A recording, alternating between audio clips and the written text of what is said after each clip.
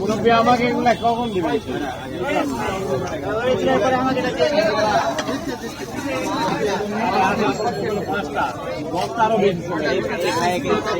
আপনি এটা করা দিন ভাবলে দেখেন নদী 12টা আছে।